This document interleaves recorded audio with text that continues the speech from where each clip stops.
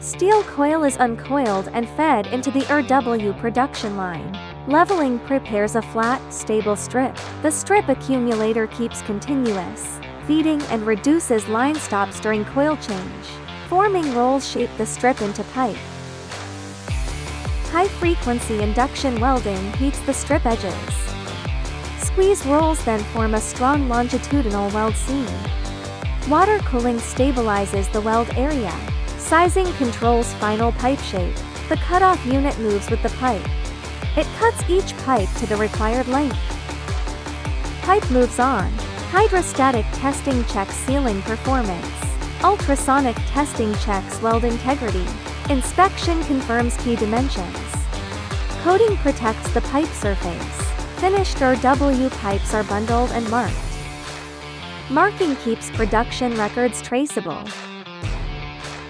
Octal Steel delivers ERW pipe products for industrial and pipeline applications.